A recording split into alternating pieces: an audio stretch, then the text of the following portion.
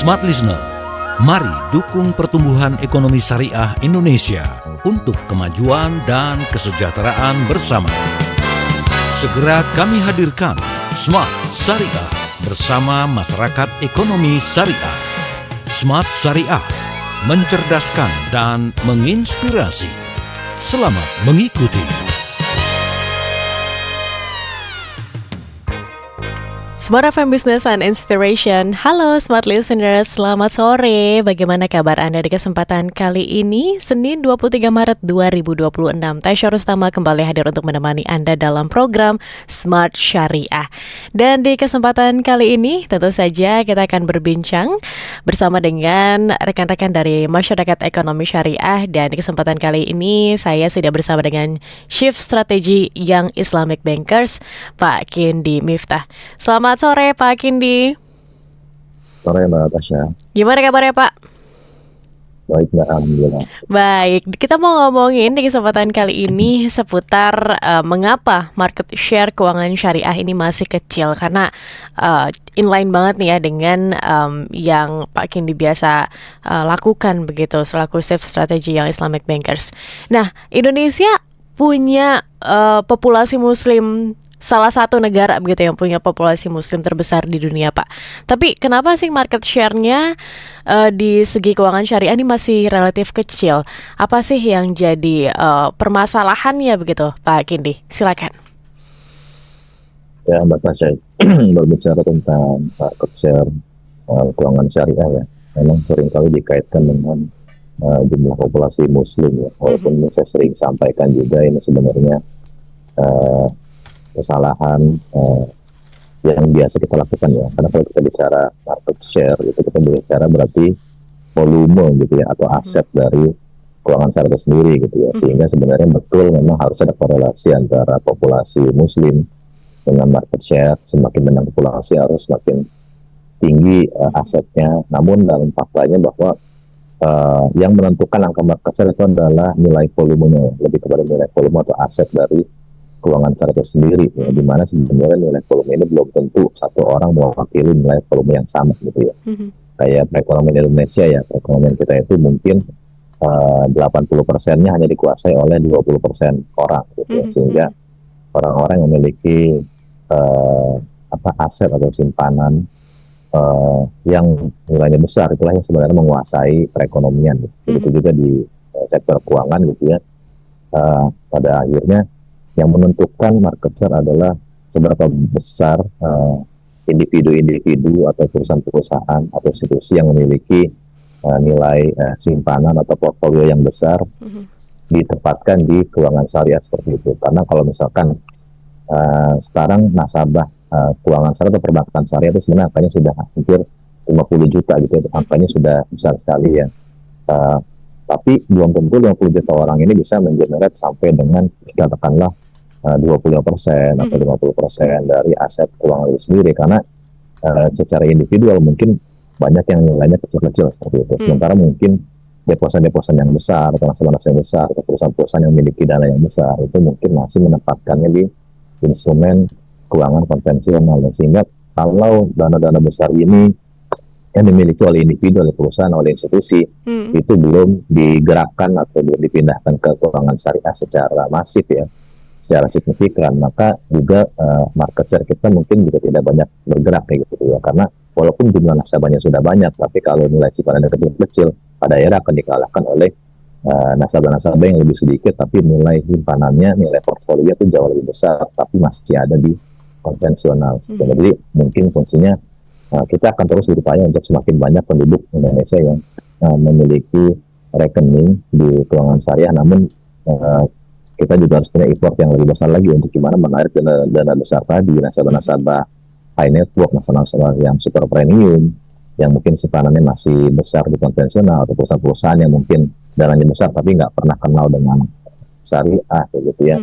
Termasuk di lembaga-lembaga pemerintah, kementerian, APBN yang nilai besar itu kalau masih banyaknya di bank konvensional, ya mungkin nggak banyak menggerakkan angka dari market share di keuangan syariah begitu. Baik, berarti targetnya lebih kepada harusnya baiknya sekarang sudah kepada nasabah-nasabah yang punya aset-aset besar begitu ya Pak Kindi. Namun Iya. kalau misalnya kita sebagai orang awam begitu, lebih banyak mana sih yang mendatangkan market share ini? Apakah retail yang kecil-kecil tapi banyak begitu, atau ya itu hanya perusahaan segelintir perusahaan yang punya aset banyak? Iya, Mbak. Sebenarnya saat ini kan pergerakan di retail sebenarnya sudah sangat masif ya, Mhm, baik dari bank-bank syariah besar seperti BSI maupun bank-bank swasta seperti mhm. Maybank atau Maybank Syariah atau CBI Niaga Syariah atau Bank Muhammad dan sebagainya. Ya, Itu kita juga sih di pasar retail itu sebenarnya sudah cukup masif gitu ya, oke. sudah dikenal di mana-mana, promosinya ada di mana-mana gitu ya. Jangkauannya juga sudah ada lah dari Sabang sampai Merauke, itu semua sebuah jaringan kantor syariah baik secara langsung ya, kita punya kantor cabang syariah ataupun kantor cabang konvensional yang bisa melayani nasabah syariah maupun secara digital juga bisa menjangkau. Namun Mhm, memang PR-nya adalah gimana kita punya strategi memindahkan dana besar tadi supaya mereka bisa mengalihkan simpanan atau portfolionya dari aset-aset konvensional ke aset-aset syariah. mhm, Misalkan kalau kita bicara negara gitu ya, di mana negara bisa lebih berkontribusi dengan lebih sering lagi menerbitkan sukuk ya mhm, dibandingkan obligasi konvensional. Begitu juga misalkan kita bicara perusahaan, kalau mereka main menerbitkan obligasi, obligasi syariah aja atau sukuk lebih banyak mhm, dibandingkan obligasi konvensional gitu ya. Ataupun misalkan deposit-deposit besar perusahaan BUMN, ya kalau mau naruh dana-dananya ya prioritaskan ke syariah. Nah ini mungkin yang dilakukan di negara lain gitu ya, ketika misalkan ada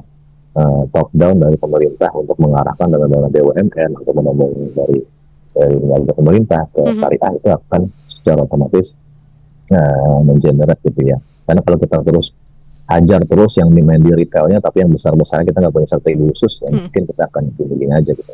Mhm, mhm, mhm. Baik, nanti mungkin kita berlanjut ke sesi selanjutnya begitu ya Pak Kindi. Tapi pertanyaan saya, memang untuk suku sendiri di pemerintahan ini memang kurang ya? Atau setahu saya pasti di awal tahun itu selalu ada begitu? Ya, Apakah penerbitan itu masih kurang dan juga penerbitan obligasi? Apakah keunggulan begitu dari suku ataupun obligasi syariah ini sendiri? Mungkin kita sedikit melenceng sedikit sebelum kita nanti balik lagi nih kepada market share keuangan syariah yang masih kecil begitu, sebenarnya problemnya di mana. Izin kita jeda dulu, tetap bersama kami Smart Listeners dalam program Smart Syariah, dan Anda bisa bergabung di 0812 11 12 959 atau ke YouTube channel Radio Smart FM. Kita jeda. Kami segera kembali. Tetaplah menyimak Smart Syariah bersama masyarakat ekonomi syariah.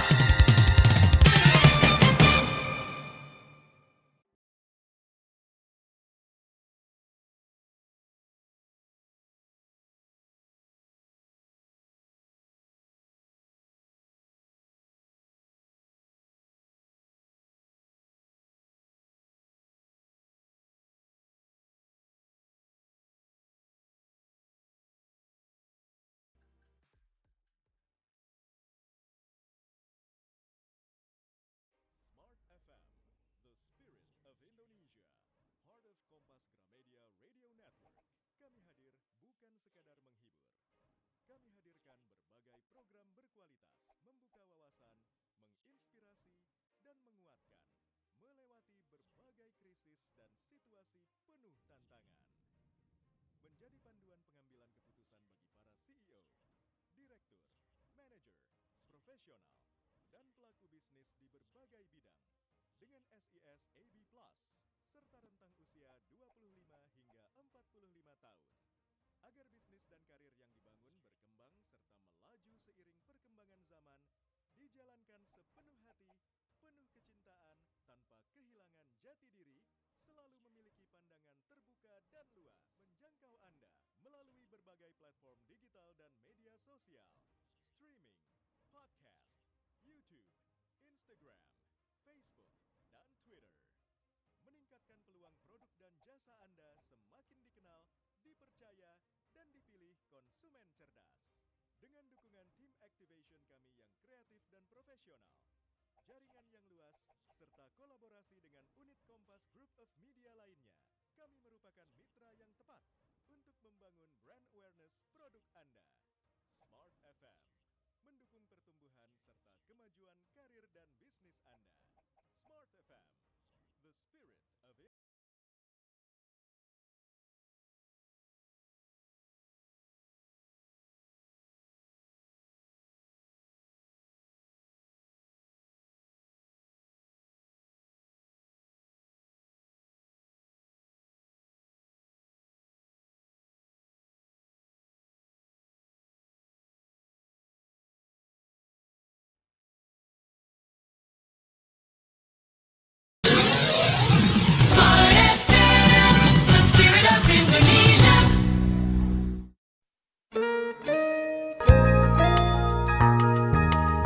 Kembali Anda ikuti program Smart Syariah bersama Masyarakat Ekonomi Syariah.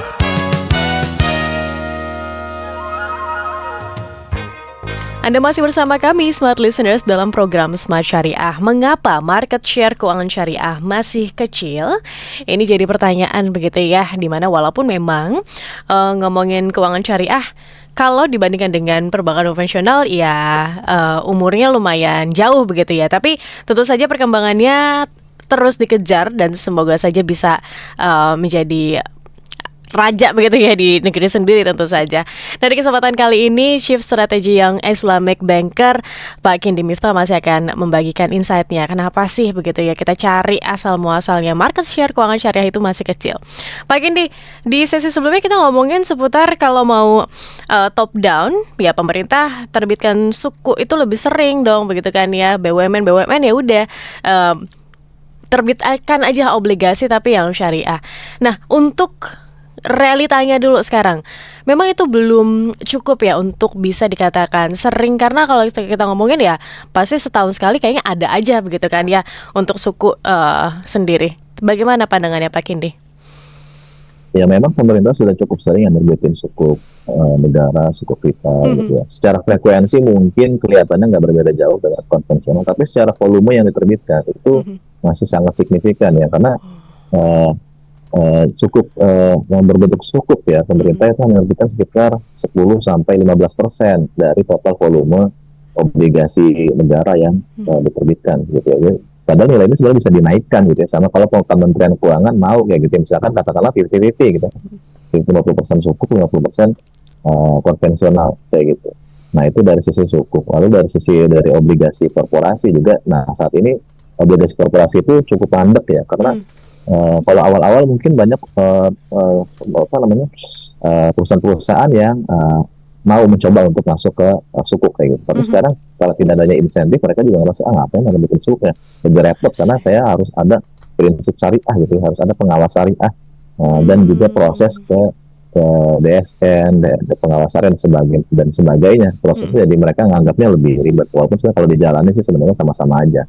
Cuma tadi karena mungkin dari insentif mereka juga nggak ada kesadaran gitu, nggak tahu kenapa kita harus melakukan ini gitu ya. Akhirnya ya udah bisa dibilang obligasi syariah atau sukuk korporasi itu mandek gitu ya, karena juga nggak ada penggeraknya. Siapa nih pemerintah harus mendorong ke BUMN supaya kalau lebih obligasi yang sukuk aja rasanya juga nggak kelihatan ya di perkara situ gitu ya. Begitu juga misalkan ketika BUMN, saya nggak hanya sektor pemerintah ya, tapi sektor swasta juga belum ada action gimana menggerakkan itu supaya itu masuknya ke syariah. Harusnya kan kalau kita bicara, kalau kita nganggap market masih kecil seperti yang dilakukan Malaysia gitu ya, adanya insentif gitu ya. Bahkan Malaysia itu cukup ekstrim ya, kalau nggak dibilang sangat ekstrim. Jadi kalau dia bentuknya bank syariah itu hanya kena pajak penghasilannya itu jauh lebih rendah daripada kalau bentuknya itu bank konvensional kayak gitu. Itu baru dari sisi pajak perusahaannya ya, belum kita bicara misalkan pajak simpanannya, pajak deposito dan segala macam, itu dibikin syariah itu dibikin lebih rendah daripada konvensional. Otomatis orang itu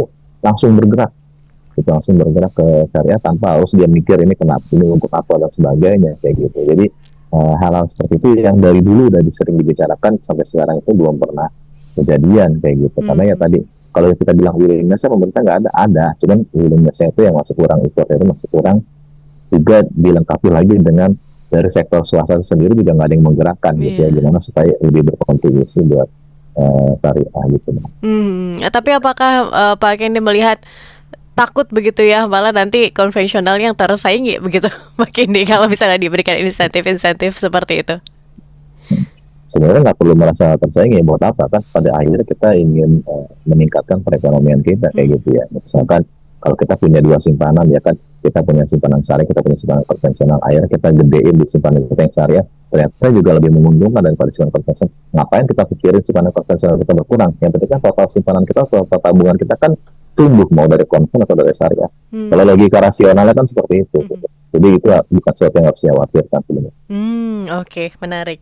Baik, tadi Pak Kindi sempat bilang bahwa ini kan kalau coba kita targetkan perusahaan atau nasabah yang punya aset besar, tentu mereka ini kan mau di-treat begitu kan sebagai VVIP begitu. Bahkan kalau bisa fee-nya 5 di VVVVIP begitu kan ya. Nah, untuk perbankan-perbankan syariah itu sendiri, ada nggak sih Pak Kindi treatment khusus begitu untuk para nasabah atau calon-calon nasabah ini untuk memprovide lah para nasabah atau perusahaan yang punya aset-aset besar ini? Ya, sebenarnya sudah ada beberapa, kalau dia dilihat ya, kan saat ini produk syariah itu sudah sangat-sangat jauh lebih berkembang, bahkan sudah sangat bisa bersaing dengan produk konvensional dari lembaga keuangan yang besar, ya, dari bank yang besar itu kita sudah bersaing. Kondisi sudah sangat berbeda dengan mungkin 10 tahun yang lalu atau 15 tahun yang lalu seperti itu. Jadi kalau dianggap produk syariah kurang kompetitif sehingga nasabah-nasabah besar ini cenderung enggan. Rasanya udah nggak ada lagi. Cuman mungkin tadi mereka masih berpikir, saya udah familiar lah sama konvensional, saya nggak punya alasan buat pindah ke syariah gitu. Kecuali memang dari dalam ada yang menggerakkan. Ya, dulu kenapa banyak perusahaan melakukan situ korporasi, karena ternyata di setiap perusahaan itu ada agent of change-nya, misalkan manajer keuangannya atau direktur keuangannya yang dia ingin berkontribusi buat syariah, sehingga dia mengarahkan untuk menerbitkan obligasinya atau penempatan dana dari perusahaan itu juga di sana. Nah ini rasanya yang nggak berlanjut kayak gitu ya. Jadi kalau dari sisi produk sebenarnya sudah bisa kompetitif, bahkan lebih kompetitif lagi. Misalkan saya ambil contoh, ada produk yang namanya Ijaro Multahya Bitamat IMB itu. IMB itu memberikan fitur yang sangat menarik karena perusahaan bisa melakukan tax planning dengan lebih baik dibandingkan kalau menggunakan produk-produk konvensional kayak gitu. Nah, ada lagi produk-produk yang lain juga yang mungkin skema-skemanya itu tidak bisa diberikan oleh konvensional ya, melalui misalkan skema bagasi dan sebagainya. Atau mungkin ada beberapa produk-produk syariah yang menawarkan fitur yang lebih unggul, misalkan memberikan asuransi yang lebih baik, ya, memberikan misalkan gratis transaksi yang lebih baik. Cuman mungkin tadi karena nasabahnya, saya sudah familiar dengan bank konvensional besar, bank A, bank B dan sebagainya, saya nggak punya alasan lah berarti. Nah, alasan untuk switch inilah yang harus dibuat kayak gitu loh oleh stakeholders dari industri syariah itu sendiri gitu. Nah, lalu saya ingin menambahkan terkait nasabah-nasabah yang premium gitu ya. Saat ini mungkin dalam 5 tahun terakhir itu sudah lebih banyak lagi nasabah-nasabah premium yang masuk ke syariah, karena syariah sudah punya misalkan layanan wealth management. Wealth management di syariah itu sudah sangat-sangat kompetitif gitu ya. Bahkan kita punya layanan yang tidak ada di konvensional, misalkan kalau wealth management di konvensional bicaranya hanya di level dunia saja gitu ya.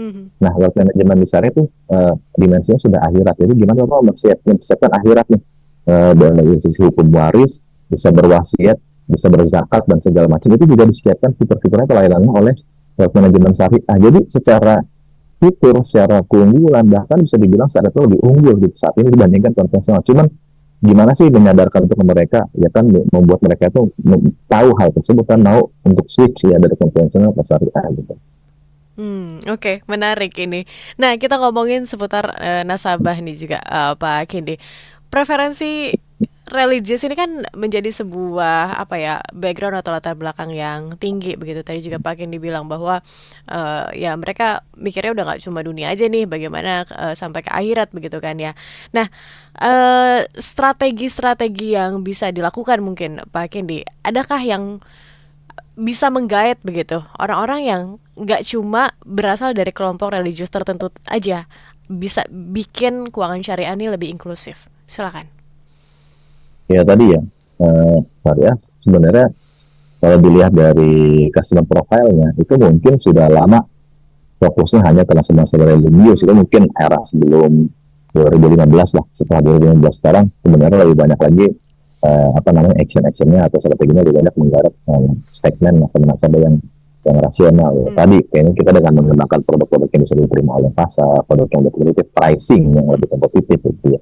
Salah satu contohnya adalah pricing ya. Kalau dulu mungkin dianggap syariah itu lebih mahal daripada konvensional ya, karena memang biaya dananya lebih mahal. Nah sekarang bank syariah sudah lebih besar, skala ekonomisnya sudah bisa bersaing dengan konvensional besar kayak gitu ya. Jadi dari sisi pricing juga bahkan sama kompetitif atau bahkan bisa jadi lebih rendah. Bahkan saya lihat ada beberapa KPR syariah yang rate-nya atau pricing-nya itu lebih rendah daripada Bank BCA atau Bank Mandiri seperti itu. Itu kan harusnya jadi faktor yang utama gitu, bisa membuat mereka ini kamu kenapa syariah, karena kayak gini gitu ya, sudah bisa memenuhi ekspektasi kamu kayak gitu.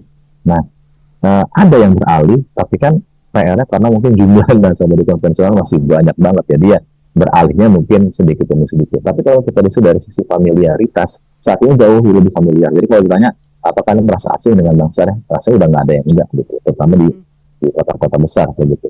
Kalau kita bicara pedesaan, kota-kota kecil, jangankan mereka asing dengan syariah, mereka mungkin familiarnya cuma sama Bank BRI doang gitu, atau sama BPD setempat. Di luar itu mereka nggak familiar. Jadi bukan hanya karena mereka nggak familiar sama syariah, tapi karena memang mereka juga kehadiran yang ada di desanya memang tidak itu aja kayak gitu. Nah, ini saya pikir uh, kondisi-kondisi seperti ini kayak gitu ya, itu kita harus bisa memberikan reason tadi yang lebih menarik lagi, karena saat ini banyak nih, misalkan event-event kita bicara, misalkan ada expo KPR, misalkan kita bicara ada event pameran atau dan sebagainya, itu juga nggak harus temanya Islami dulu baru Bank Syariah itu menjadi sponsor, nggak harus kayak gitu sekarang ya.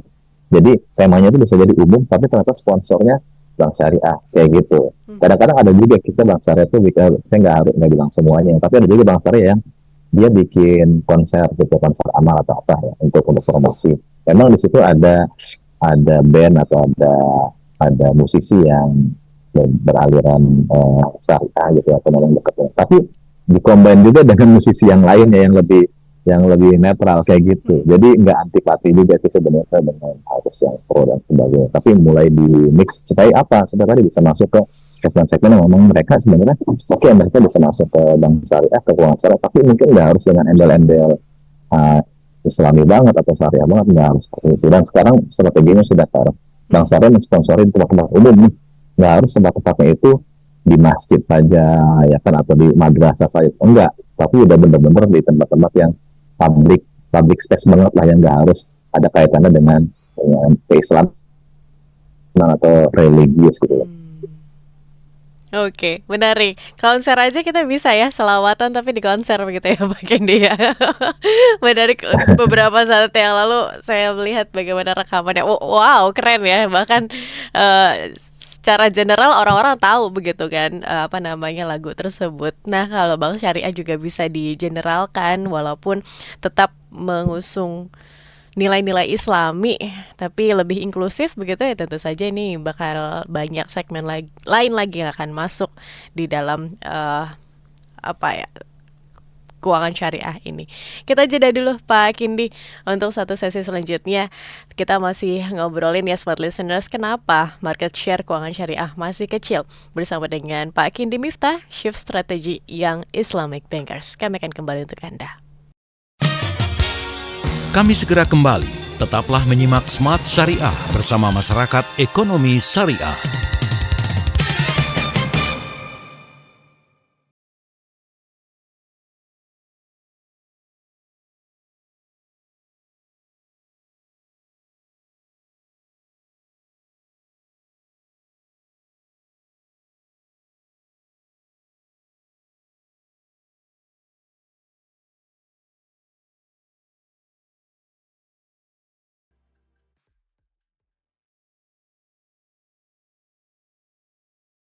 Smart FM, the spirit of Indonesia, heart of Kompas Gramedia Radio Network. Kami hadir bukan sekadar menghibur. Kami hadirkan berbagai program berkualitas, membuka wawasan, menginspirasi, dan menguatkan, melewati berbagai krisis dan situasi penuh tantangan. Menjadi panduan pengambilan keputusan bagi para CEO, direktur, manajer, profesional, dan pelaku bisnis di berbagai bidang dengan SIS AB Plus serta rentang usia 25 hingga 45 tahun. Agar bisnis dan karir yang dibangun berkembang serta melaju seiring perkembangan zaman, dijalankan sepenuh hati, penuh kecintaan, tanpa kehilangan jati diri, selalu memiliki pandangan terbuka dan luas, menjangkau Anda melalui berbagai platform digital dan media sosial, streaming, podcast, YouTube, Instagram, Facebook, dan Twitter. Meningkatkan peluang produk dan jasa Anda semakin dikenal, dipercaya, dan dipilih konsumen cerdas. Dengan dukungan tim activation kami yang kreatif dan profesional, jaringan yang luas, serta kolaborasi dengan unit Kompas Group of Media lainnya, kami merupakan mitra yang tepat untuk membangun brand awareness produk Anda. Smart FM mendukung pertumbuhan serta kemajuan karir dan bisnis Anda.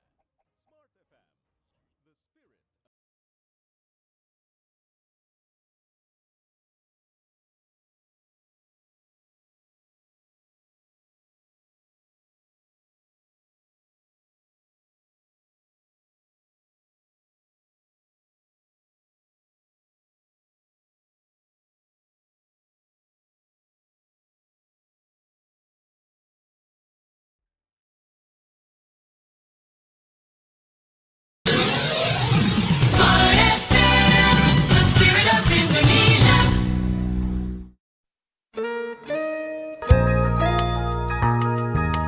Kembali Anda ikuti program Smart Syariah bersama Masyarakat Ekonomi Syariah.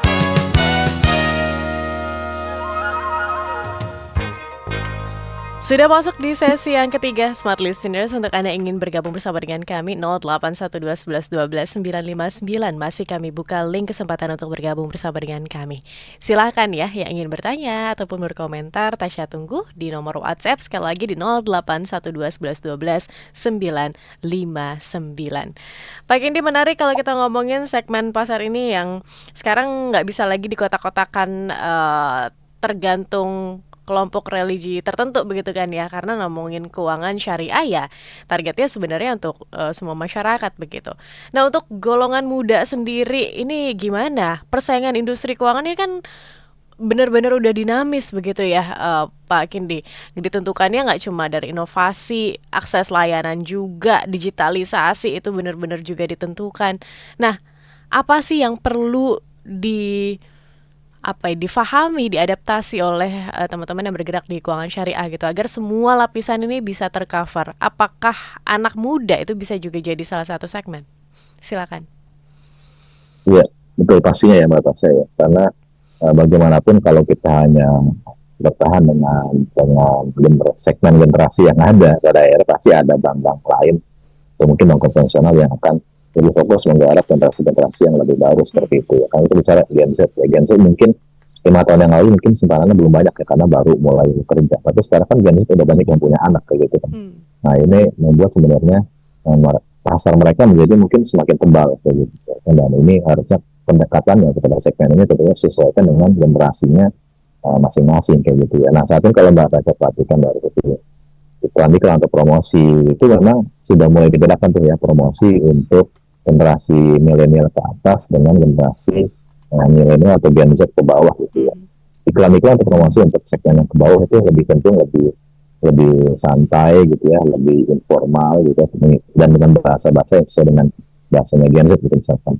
Tapi yang bahasa ke milenial ke atas itu mungkin dengan bahasa-bahasa yang lebih formal disesuaikan dengan mungkin juga siklus kehidupan dari generasi masing-masing seperti itu. Jadi saya melihat Bank Syariah itu nggak ketinggalan juga ya dari sisi gimana bisa memahami konteks perkembangan generasi termasuk yang dan sisi digital gitu ya. Pastinya Bank Syariah juga sudah keuangan syariah ya. Tapi ini kalau saya bicara keuangan syariah rasanya terlalu umum ya, karena kalau misalkan kita bicara di luar bank gitu ya, asuransi ataupun lembaga keuangan yang lain kan mereka nggak begitu intens gitu ya untuk promosi, untuk mengembangkan produk, nggak intens bank, karena bank itu kan memang banyak banget gitu ya dari sisi produknya, dari sisi coverage dan sebagainya. Jadi mungkin bank itu bisa jadi refleksi lah ya untuk industri-industri yang lain. Nah kalau kita lihat dari sisi Bank Syariah itu sudah sangat-sangat bisa memahami ya Gen Z, generasi muda lewat kehadiran layanan dari sisi digital ya, karena bisa dibilang hampir semua bank syariah yang besar itu pasti sudah punya pembukaan rekening online misalkan, ataupun misalkan mobile banking yang menarik gitu ya, yang dengan tampilan yang membuat generasi muda itu tertarik untuk menggunakan mobile banking seperti itu. Dan dari sisi fitur-fitur juga kita kan sudah masuk ke fitur-fitur yang nanti kalau ini kamu bisa top up game online gitu ya kan. Kamu bisa dapat poin, bisa buat top up game online. Kalau misalkan kamu beli ini, kamu bisa diskonnya itu misalkan di merchant-merchant yang familiar dengan Gen Z kayak gitu ya kan, udah masuk ke situ-situ juga. Jadi jalan dua sisi, jalan untuk generasi milenial ke atas, jalan juga untuk generasi Gen Z ke bawah kayak gitu. Bahkan saya lihat ada juga Bank Syariah yang udah masuk misalkan Gen Alpha misalkan, karena Gen Alpha di Gen Z mungkin udah terlalu banyak persaingan, masuk waktu itu Gen Alpha. Jadi masuknya ke gimana bisa promosi untuk dapat top up Roblox gitu misalkan ya, masuk Roblox gitu ya. Itu ada juga promosi-promosi yang udah ke arah situ. Jadi bisa dibilang Bank Syariah itu sudah, atau lembaga keuangan syariah itu sudah sangat-sangat adaptif lah dengan situasi dari persaingan yang ada gitu. Nah ini mungkin supaya nggak ketinggalan, dari tadi saya bicara masih di level segmen ke nasabah. Jadi salah satu PR besar dari Smart Pesa sebenarnya adalah di sisi bank per banknya itu. Kalau kita ngelihat market share industrinya itu hanya kecil, stagnan yang ke 7%, ya itu terlihat dari setiap bank itu punya market share atau porsi syariah terhadap bank induknya itu yang juga kecil juga kayak gitu. Padahal kalau misalkan kita lihat CIMB Niaga Syariah, Maybank Syariah itu porsi syariahnya terhadap bank induk itu lebih dari 20%.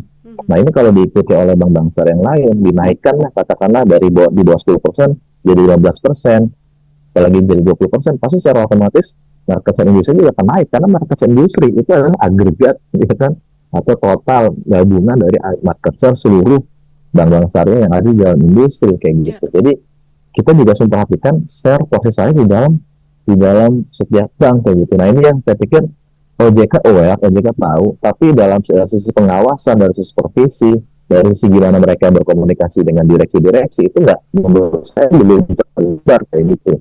Saya agak jarang mendengar OJK misalkan memanggil direksi proses syariahnya masih kecil. Saya masih jarang. Saya bagi orang yang sehari ada di industri, saya masih jarang mendengar berita-berita seperti itu. Nah kalau ini OJK dia push lagi supaya setiap bank yang punya induk anak perusahaan atau UUS itu bisa digedein lagi syariah, pasti otomatis akan naik dengan sendirinya. Saya ambil contoh ya, BPD kan banyak ya, bank pembangunan daerah, yang mereka kebanyakan tuh pada punya UUS gitu ya. Nah UUS mereka harusnya juga bisa menampung dana pemerintah, karena kan kebanyakan dananya BPD dari pemerintah daerahnya itu sendiri yang naruh dananya di BPD-nya kayak gitu. Nah ini saat ini kebanyakan pemerintah daerahnya naruhnya di rekening konvensional gitu. Padahal kalau ini di switch, udah naruhnya jangan cuma di rekening konvensional, tapi naruhnya di rekening syariah juga. Supaya apa? Supaya aset syariah dari BPD tersebut meningkat signifikan.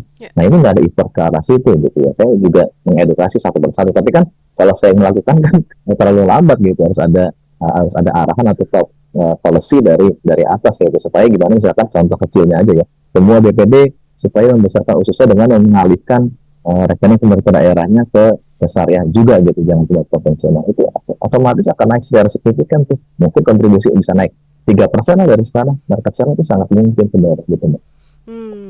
Memang sebelumnya belum ditetapkan begitu ya Pak Kendi secara tegas bahwa Bank Induk itu harus bisa memberikan ini ke anak usahanya. Sudah mulai ada sebenarnya. Jadi POJK-nya juga sudah menyebutkan bahwa setiap bank harus membesarkan bisnis syariahnya. Tapi bunyi di regulasi itu tidak diimplementasikan di aplikasi gimana OJK bisa mengawasi bank per bank gitu. Misalkan di regulasi bunyi, tapi nanti pasti pengawasannya ya udah biasa-biasa aja kayak gitu. Nah itu kan nggak selaras ya antara dorongan dari sisi regulasi dengan gimana cara mereka itu bisa berkomunikasi, bisa mendorong, nge-push dari manajemennya. Mana strategi kamu buat gedein UUS, mana strategi kamu buat gedein anak bank syariah? Ya nggak ada, akhirnya strategi masing-masing aja. Nah ini kan yang nggak inline dengan tujuan besarnya apa, meningkatkan mereka saya itu sendiri kan. Di OJK sendiri sedikit kita melipir begitu ya Pak Kendi. Apakah ada divisi khusus untuk mengawasi keuangan syariah? Atau sebenarnya dari ada OJK MUI saja? Iya Mbak, enggak, OJK punya dari dulu ya, semenjak di BI punya departemen perbankan syariah. Itu di OJK punya, tapi khusus perbankan. Tapi kalau kita bicara IKNB, industri keuangan non-bank, kita bicara pasar modal, itu mereka nggak punya tuh departemen khusus syariahnya. Akhirnya apa? Di bank benar-benar mungkin lebih lincah gitu ya, lebih intens gitu ya, lebih kencang drive-nya. Tapi di IKNB, di pasar modal, ya di fintech itu nggak begitu kayak gitu. Itu ya jalan asisual aja. Kalau mau syariah silakan, kalau nggak ya udah kayak gitu. Nah ini OJK-nya sendiri aja nggak mendesain organisasinya atau cara kerjanya untuk lebih mensupport ke arah pertunjukan syariah gitu. Akhirnya apa? Akhirnya dari OJK yang lain tuh itu belajar syariahnya ke departemen perbankan syariah OJK, padahal mereka udah beda industri tuh ya kan. Ya gimana mereka mau lebih mendorong ke bawahnya kalau di mereka sendiri juga nggak lebih serius untuk bisa punya bisa punya vehicle, bisa punya organ untuk bisa menggedein syariahnya kayak gitu.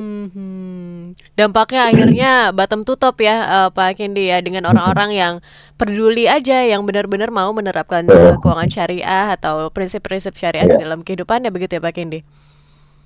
ya, Oke, menarik ini. Semoga teman-teman OJK bisa mendengar begitu dan akhirnya punya kesadaran untuk bisa dibuat agar ya itu bisa lebih inklusif lagi semuanya dan terawasi dengan baik. Oke, Pak Kindi, eh, kan banyak juga nih masyarakat walaupun tadi sudah sempat dibahas begitu ya, bagaimana masyarakat masih punya pandangan di mana produk keuangan syariah nih kayaknya dari segi fleksibilitas, kemudian harga, ini tuh kok masih sulit ya untuk memang ada beberapa bank, Pak Kedi juga sudah bilang sudah mulai bersaing nih. Tapi untuk bank-bank syariah yang mungkin masih cukup struggle, bagaimana agar mereka bisa punya yaitu daya ungkit atau leverage yang setara dengan bank syariah lain agar soal apa ya kemudahan segala macam itu mereka bisa bersaing. Silakan. ya, Mbak. Jadi kalau kita bicara persaingan, kita itu harus bisa mendudukannya dengan tepat gitu ya. Karena setiap lembaga keuangan, setiap bank itu punya kelasnya yang berbeda-beda ya kan, punya ukurannya atau size yang berbeda-beda. Jadi kalau kita bicara bank syariah besar saat ini produknya sudah sangat sangat kompetitif ya. Kalau dulu mungkin bank syariah terbesar itu asetnya masih di bawah 20 triliun. Sekarang bank syariah terbesar, halo tes, Yap, Pak Kindi. oke, maaf tadi low sinyal saya Baik. videonya. Baik, saya Silakan. ulang ya Mbak ya. Mhm. Kalau sebelumnya mungkin bank syariah terbesar itu asetnya masih di bawah 20 triliun, tapi sekarang bank syariah terbesar asetnya 400 triliun. Yang keduanya sudah di angka mungkin 70-an triliun gitu ya. Mhm. Nah, sampai ke peringkat kelima sekalipun itu masih sekitar 40-an triliun. Jadi dari sisi skala itu sudah jauh-jauh lebih besar, apalagi sekarang beberapa bank syariah menerapkan strategi leveraging, artinya mereka bisa memasarkan atau menjual produk syariah itu dengan seluruh sumber daya bank induknya, seluruh cabang-cabang konvensional, Mhm. tenaga-tenaga pemasar konvensional ya kan. Sehingga mereka jadi lebih punya skala untuk bisa menawarkan produk atau pricing yang kompetitif. Jadi kalau saya bilang dari sisi pricing KPR, dari sisi kredit, pembiayaan, sampai segmen korporasi pun itu sudah bisa bersaing dengan bank besar sekelas BCA, Mandiri, BRI itu sudah bisa bersaing sebenarnya kayak gitu. Lalu dari sisi produk itu sudah jauh-jauh lebih menarik. Bahkan saya bilang tadi karena bank syariah itu masih butuh nasabah, jadi produk bank syariah sebenarnya dibikin lebih menarik daripada bank konvensional besar. Ya. Kalau kita lihat bank konvensional besar, udah nggak ada yang nawarin bisa transaksi gratis di ATM bank lain atau transfer ke bank lain. Nah, saya udah nggak ada karena mereka nggak ngerti. Saya udah banyak nasabah saya, ngapain saya kasih fitur kayak gitu. Tapi di bank syariah itu masih ada. Karena bank syariah masih butuh nasabah. Artinya itu buat nasabah, POV-nya nasabah ini jauh lebih menarik harusnya. Karena mereka dapat benefit yang lebih banyak, promo yang lebih banyak gitu. Pengen kita bayar apa saat ini ya sudah gampang juga. Apalagi sekarang dengan QRIS. Ya kalau dulu kan berpikir, nah, kalau saya nggak punya kartu ATM bank ini, bank itu, susah saya bayar-bayar. Sekarang udah nggak ada kesulitan gitu, semuanya sudah bisa bayar pakai QRIS. Yang bank syariah juga udah punya QRIS gitu. Jadi rasanya udah hilang lah alasan kalau kita nggak punya rekening bank konvensional besar, kalau kita cuma punya rekening bank syariah, itu kesulitan. Rasanya itu mungkin cerita 10 tahun yang lalu ya, cerita 20 tahun yang lalu gitu. Sekarang saya udah nggak ada. Nah, tapi memang betul. Pasti ada bank syariah yang lebih kecil ya, mungkin mereka kalah kompetitif betul, tapi mereka nggak bersaing dengan bank konvensional besar. Mereka juga bersaing dengan bank konvensional yang di kelasnya juga, yang Ya. mereka pun nggak begitu kompetitif juga. Bank konvensional yang di kelas misalkan 10 triliun ke bawah, itu juga nggak kompetitif juga sebenarnya pricing, karena mereka punya target market, punya segmen yang berbeda juga kayak gitu. Jadi kita jangan menganggap bahwa semua bank syariah sama harus bisa bersaing dengan bank konvensional besar, nggak begitu. Bersaing itu dengan kelasnya masing-masing. Dan untuk bank syariah yang paling besar, top 5-nya, itu sudah bisa bersaing dengan bank-bank konvensional besar begitu. Oke, baik. Next kita ngomongin seputar gimana ekosistem ya begitu ya, Pak Kindi. Karena ini kayak erat juga kaitannya dengan ekosistem ekonomi halal. Nah, gimana sinerginya antara sektor keuangan syariah dengan ekosistem halal ini yang kayaknya ini belum dimanfaatkan secara optimal deh. Izin untuk dibahas di sesi selanjutnya. Kita jeda dulu, tetap bersama kami Smart Listeners dalam program Smart Syariah. Kami segera kembali. Tetaplah menyimak Smart Syariah bersama Masyarakat Ekonomi Syariah.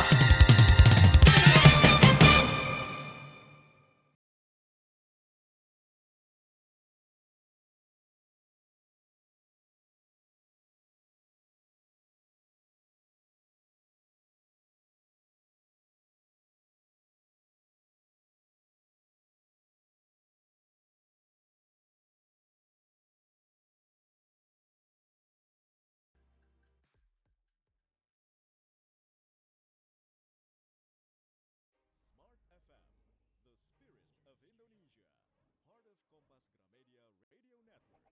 Kami hadir bukan sekadar menghibur. Kami hadirkan berbagai program berkualitas, membuka wawasan, menginspirasi, dan menguatkan, melewati berbagai krisis dan situasi penuh tantangan. Menjadi panduan pengambilan keputusan bagi para CEO, direktur, manajer, profesional, dan pelaku bisnis di berbagai bidang.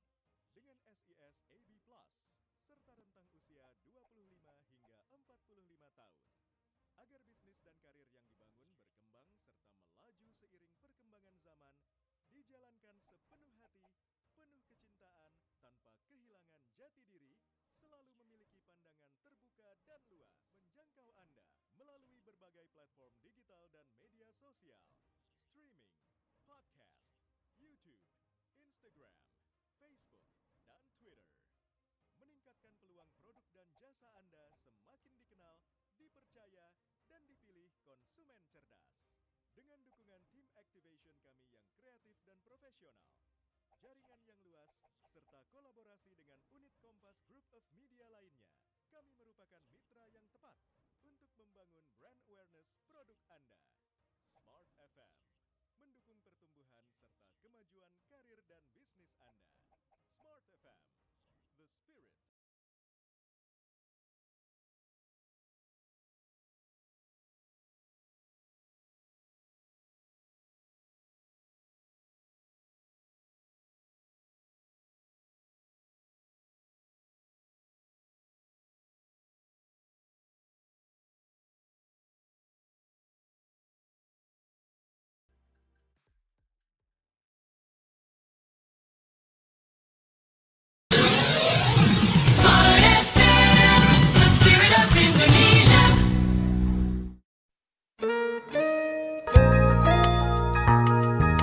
Kembali Anda ikuti program Smart Syariah bersama Masyarakat Ekonomi Syariah.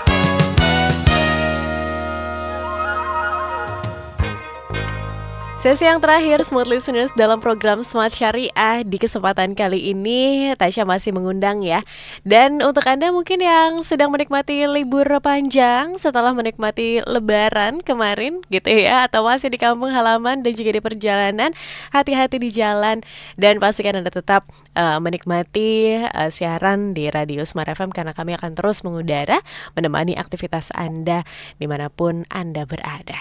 Dan di program Smart Syariah di kesempatan kali ini Tasya masih bersama dengan Pak Kindi Miftah.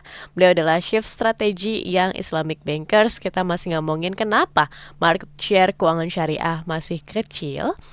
Tadi sudah dibahas ya dari sisi nasabah, bagaimana pricingnya, bagaimana strategi top to down-nya, kemudian juga regulasinya juga sudah dibahas. Nah, kita mungkin Pak Kinde sekarang melipir sedikit gimana ekosistem ekonomi halalnya nih, karena erat juga kan adanya hubungan antara keuangan syariah dengan ekosistem halal. Ada nggak sih hal-hal yang kayaknya Pak Kinde melihat bahwa kayaknya belum dimanfaatkan secara optimal nih? Silakan. Ya Mbak, memang ini salah satu topik yang masih hangat ya, bagaimana Bank Syariah bisa bersinergi dengan ekosistem halal. Walaupun sebenarnya sejak dulu pun Bank Syariah sudah bersinergi dengan ekosistem halal, tapi mungkin belum dirangkum dalam sebuah tema sinergi yang khusus gitu ya terkait dengan sinergi dengan ekosistem halal. Nah, kalau bicara dari dulu nih, Bank Syariah pasti sudah mensupport pebisnis yang pro syariah, pebisnis yang di barang-barang yang halal, sertifikasi halal, masjid, pesantren segala macam itu sudah masuk dari dulu, dari zaman dulu pun sudah. Tapi memang sekarang karena dibingkai ya dengan strategi dan konsep pengembangan sinergi kayak gitu ya dengan ekosistem halal. Jadi memang perlu ada evaluasi yang lebih komprehensif sudah sejauh mana ya sinergi itu berjalan. Dan kalau kita lihat memang semakin lama semakin baik gitu ya. Karena kalau dulu kita bicaranya mungkin setiap tahun belum mengevaluasi tuh sinergi mereka di ekosistem halal. Sekarang banyak bank berlomba-lomba untuk bisa masuk ke ekosistem halal, sehingga manajemen mereka juga menuntut setiap internal banknya untuk bisa mengevaluasi kita sudah sejauh mana nih masuk ke ekosistem halal. Karena itu jadi jualan mereka juga, jualan mereka ke regulator, ke pemerintah gitu ya, ke stakeholder yang lainnya juga bahwa kita ini sebagai bank sekarang juga sangat suportif ya untuk pengembangan ekosistem halal. Nah, saat ini yang sudah dilakukan paling mendasar adalah mendukung sertifikasi halal. Okay. Saat ini mungkin banyak bank syariah, mungkin hampir semua lah termasuk BPD yang kecil-kecil itu urusnya juga punya program mendukung sertifikasi halal. Paling enggak mereka itu menjalankan program itu lewat lewat kerjasama dengan lembaga setempat kayak gitu ya. Dalam kecil misalkan kan setiap daerah kan punya lembaga sertifikasi halal, atau misalkan MUI setempat ya kan, atau misalkan kampus setempat. Sekarang kampus juga bisa jadi pemroses halal. Jadi sekarang untuk halal itu nggak harus nggak harus MUI ya, nggak harus LPPM MUI, nggak. Sekarang halal itu di bawahnya sertifikasi halal di bawahnya BPJPH namanya. Tapi siapapun yang bisa memenuhi standar untuk memproses sertifikasi halal itu bisa menjadi partner BPJPH untuk bisa memproses sertifikasi halal. Jadi kampus pun atau misalkan masjid mau bikin itu juga bisa. Nah jadi sekarang yang paling mendasar adalah Bank Masyarakat itu mensupport untuk sertifikasi halal. Selanjutnya apa? Selanjutnya gimana Bank Masyarakat itu masuk ke segmen-segmen tadi mungkin mereka yang saat ini jadi stakeholder besar juga di ekosistem halal. Misalkan kita bicara industri media, industri kreatif, itu juga sudah ada perusahaan-perusahaan yang fokus ke industri kreatif halal. Misalkan mereka bikin konten-konten Islami, mereka juga bisa bikin event-event untuk event-event Islami, menggandeng kreator-kreator atau ustadz-ustadz yang familiar seperti itu, mentarget jamaah-jamaah yang memang pengen ngajinya itu nggak ngaji yang biasa-biasa aja, pengen ngajinya yang lebih experience, lebih asik gitu ya, lebih mantap kayak gitu. Nah, itu mereka juga IO yang seperti itu juga banyak berkembang, dan masyarakat masuk ke situ ya, mensponsori event-event tabligh akbar atau kajian besar yang di dalamnya itu biasanya nggak cuma peserta kajiannya aja ngaji, bukan, tapi di-combine lagi tadi ada UMKM halal di situ, ada sertifikasi halal di situ, terus ada misalkan tadi musisi-musisi yang mungkin saat ini memproduce musik-musik yang Islami juga masuk ke situ. Jadi kayak semacam event besar, tapi memang event utamanya untuk ngaji misalkan kayak gitu. Nah itu sudah banyak juga disponsori oleh Bank Syariah. Kalau kita bicara ada Islamic Book Fair, nah sekarang formatnya berkembang lebih jauh lagi menjadi ke arah seperti itu. Nah terus kita belum lagi bicara yang besar-besar, ada kawasan industri halal ya kan. Nah ada Bank Syariah juga mulai masuk ke kawasan industri halal. Memang di situ mereka hanya dibolehkan untuk bertransaksi dengan lembaga-lembaga keuangan syariah gitu. Jadi memfasilitasi untuk pembangunannya, untuk operasionalnya kayak gitu ya, untuk rekening gaji karyawan dan sebagainya di dalam kawasan industri halal. Belum lagi kita bicara misalkan produksi barang-barang halal, ekspor impor yang terkait dengan ke negara-negara yang sangat concern dengan sertifikasi halal dan sebagainya, itu juga ada kegiatan yang ke arah itu kayak gitu ya. Termasuk juga kita biasanya rantai pasok halal ya, terus halal value chain gitu ya, mulai dari misalkan kita bicara peternakan ya, mulai dari hewan itu misalkan dipotong, prosesnya itu halal gitu ya, terus juga barang itu dagingnya itu diolah, daging itu dibungkus, dikemas, proses ekspor impornya menggunakan pembiayaan syariah. Lalu juga misalkan gimana bisa di sana dikenal juga oleh marketnya yang paham bahwa ini prosesnya ini sebenarnya halal. Jadi misalkan di Australia atau di negara-negara lain menjadi tujuan ekspor ke Arab Saudi, berpasti ke negara-negara yang mungkin saat ini itu bukan negara Islam, tapi negara-negara ini berkembang permintaan halalnya, demand halal. Misalkan kita bicara Jepang, kita bicara negara-negara Eropa, karena semakin banyak populasi Muslim di sana, mereka pengen dapat barang yang dapat sertifikasi halal atau prosesnya divalidasi halal dari negara asalnya, misalkan dari Indonesia tadi. Nah ini ada pendampingan juga, program pendampingan ekspor impor halal dari Bank Syariah gitu. Oke, menarik. Sebenarnya banyak ya potensinya ya, Pak Kindi. Dan menariknya lagi, dan ini semua bisa di-combine begitu ya, agar ekosistem halal ini berkembang, tapi juga bisa market share untuk perbankan syariah, keuangan syariah itu juga bisa berkembang. Baik, untuk beberapa tahun ke depan, apalagi melihat situasi geopolitik sekarang begitu ya Pak Kindi, yang sedikit banyak ini pasti akan berpengaruh, dan juga akhirnya perilaku konsumen, kemudian perubahan teknologi itu juga akan lebih terasa. Kiranya kemana sih arah transformasi yang harusnya bisa ditempuh begitu, agar market share keuangan syariah ini bisa lebih tumbuh lagi secara signifikan? Silakan Pak Kindi. Tanya arah transformasi saat ini juga sepertinya semua orang juga belum bisa menjawab ya Mbak, karena begitu abstraknya perkembangan dunia di tahun ini. Bahkan bank-bank besar kalau ditanya gimana cara kita menyikapi perang Israel dengan Iran, ya mereka juga bingung juga gitu untuk menjawabnya. Tapi mungkin kalau saya lihat dari sisi apa yang sudah kita punya dulu aja ya, Baik. tadi dari sisi digitalisasi kita sudah kuat kayak gitu kan. Dari sisi penguasaan pasar, nah itu juga yang perlu kita perkuat tadi, di mana eh, mereka itu perubahan behavior dari mereka itu bisa memahami situasi ekonomi dan situasi politik itu juga bisa kita pahami kayak gitu. Misalkan saat ini apa namanya anak-anak muda itu mungkin kesulitan untuk cari kerja, ya kan, kesulitan untuk misalkan beli rumah, harga rumah semakin mahal. Ya udah Bang Sari menyesuaikan, oh ya udah perlu KPR kita nggak bisa lagi tuh hanya mentarget yang pengen penghasilan yang gede-gede. Susah sekarang nyari genset yang penghasilan 10 juta ke atas ya kan, semakin susah. Jadi kita turunin lagi mungkin dari mulai gaji misalkan 3 juta itu bisa buat KPR. Tadi mungkin BTN doang tuh yang mau masuk ya kan, gaji 3 juta gitu ya. Kalau sekarang mungkin semakin banyak. Saya memahami tadi situasinya pasti semakin berat. Terus perlu tenor KPR-nya. Dulu cuma sampai 20 tahun. Waktu zaman saya cuma sampai 15 tahun ya, zaman saya masih beli KPR. Sekarang udah sampai 25 tahun, bahkan ada yang 30 tahun. Bener. Gitu, ya kan? Jadi itu untuk memahami situasi tadi bahwa orang-orang sudah semakin susah beli rumah, kondisi sudah semakin nggak menentu gitu. Bicara perang, ya kan? Siapa yang sekarang kalau kita bicara orang-orang tiba-tiba pengen beli emas gitu ya, berbondong-bondong beli emas karena khawatir dengan misalkan perkembangan bisnis dan sebagainya. Nah, bicara emas, Bang Sari yang paling siap untuk bicara bisnis atau produk terkait dengan emas. Kenapa? Karena sebenarnya bank konvensional itu memang nggak boleh untuk masuk ke bisnis emas kayak gitu. Pembelian emas di konvensional itu nggak boleh ya. Atau gadai emas kayak itu nggak boleh ya. Nah, tabungan emas sekarang sudah mulai boleh, tapi itu lewat kerjasama dengan pegadaian. Jadi produk punya pegadaian tapi dipasarin oleh Bank Syariah. Nah, tapi kalau Bank Syariah sendiri itu boleh langsung jual beli emas, itu boleh, ngasih pembelian emas itu boleh. Jadi kalau kita bicara orang-orang pengen masuk ke emas, yang paling siap itu justru Bank Syariah dibandingkan bank konvensional, karena kita udah biasa punya produk yang berbasis emas kayak gitu. Nah, ini saya pikir kalau bicara ketidakpastian justru saya nyanyi itu jadi keunggulan Bank Syariah, jadi lebih menguntungkan gitu ya dari sisi situasi yang ada terhadap Bank Syariah. Jadi tadi kita dipersiapkan dari sisi produk, kita sudah lebih siap. Kita bicara target pasar pun kita lebih siap karena kita biasa dengan nasabah yang nggak bagus-bagus amat gitu ya. Kalau bank konvensional besar mungkin saya udah dari dulu udah pengen pilih nasabah, pengen yang premium. Sekarang susah, nasabah yang premium siapa gitu ya kan. Orang-orang yang punya gaji tetap aja udah mulai berkurang kayak gitu ya kan. Jadi nggak bisa seketat itu lagi. Nah, Bank Syariah lebih siap dari sisi memahami perkembangan pasar dan juga tadi dari sisi digitalisasi itu juga sudah siap kayak gitu ya. Walaupun memang ada bank yang paling siap dari sisi ini, tapi itu bank konvensional memang misalkan saya sebut aja misalkan nama banknya BRI.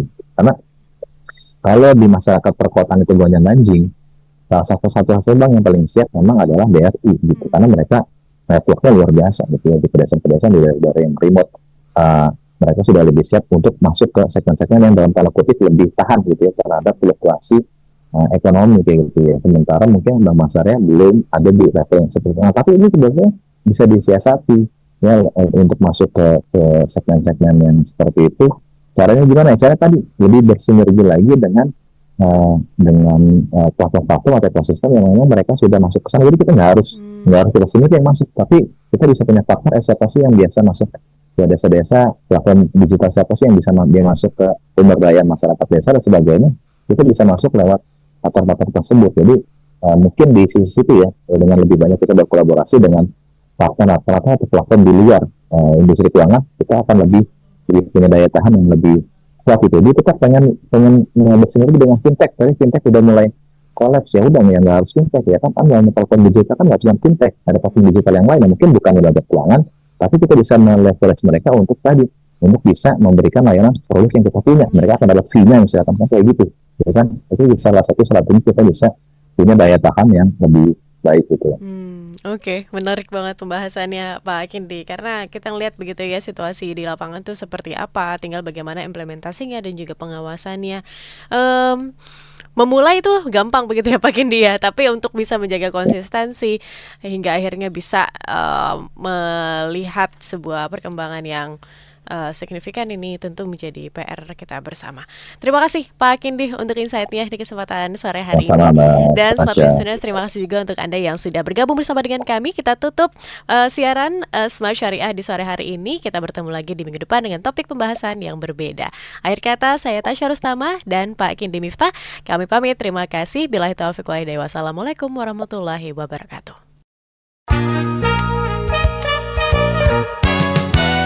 Anda baru saja menyimak program Smart Syariah bersama Masyarakat Ekonomi Syariah. Mari dukung pertumbuhan ekonomi syariah Indonesia untuk kemajuan dan kesejahteraan bersama. Smart Syariah, mencerdaskan dan menginspirasi. Terima kasih dan sampai jumpa.